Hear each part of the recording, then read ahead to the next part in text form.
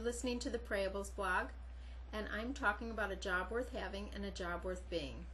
I'm Susan Diamond, and my story today starts with Joanne. Joanne was a graduate student at the University of Wisconsin. She got knocked up, and with a lot more to do than raise a child, she made arrangements to have her baby adopted. Joanne felt very strongly that her child should be raised by college graduates, so she chose an attorney and his wife to be the new parents of her unborn baby. When Joanne gave birth to a little boy, the couple decided that they wanted a little girl instead. Well, there was two others eager to adopt Joanne's son, but they didn't meet her educational requirements. Joanne stood firm about wanting a degreed family for the adoption. She waited for 3 very long months until she finally approved the new adoptive parents. The one stipulation was her son Steve would get a college education. These were working class people, and they had saved enough money to send Steve to a small college in California, and he was a smart kid. But he felt guilty that his folks were shelling out so much of their hard-earned money each month, so he dropped out. But Steve was no ordinary quitter. He hung around the campus, sleeping in friends' dorm rooms and attending classes that looked interesting. Steve Jobs went on to found Apple, Next, and Pixar Animation. His life is truly an American success story. So why is it that people are so stubborn about the importance of a college education? Aren't there other ways to succeed? I mean, I've seen plenty of circumstances where getting your BS is just BS. And I cringe when I hear about college kids who are majoring in party. That's one costly way to have some fun. Steve Jobs finished his next, not exactly college career and moved on to play games.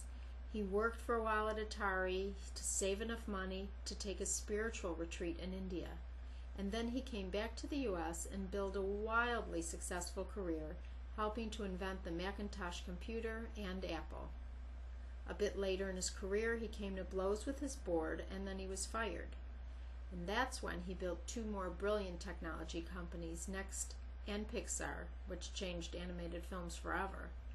In summary, he bypassed his education out of consideration for his parents, he left a good job to pursue his faith, and he walked away from his life's work to defend his principles. He stayed true to himself, and he prevailed against all common wisdom. And yet he's no different than any of us. Like Steve Jobs, we should be questioning the status quo and doing what we think is right. Success and the happiness that comes with it as a result of using your strengths and having the courage to do what you know to be right. That's what it's all about.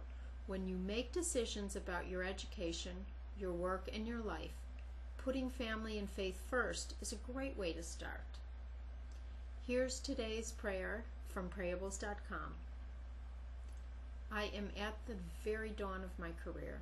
I know exactly where I want this journey to lead. You know too. Time and again I have asked you to take me there, and now I ask you once again. I ask that you grant me wisdom in the journey. Teach me to embrace each challenge as a new lesson learned. Help me recognize the joy of the work, the unexpected truth, and there is as much delight in the process as there is in the result. Open my eyes that I might recognize my work as a service to those around me. Teach me to cherish my career for the good it enables me to do. And when I have at last reached my goal, remind me that I did so with you at my side, so that I may offer you my gratitude not only for what I have accomplished through you, but also for who I have become.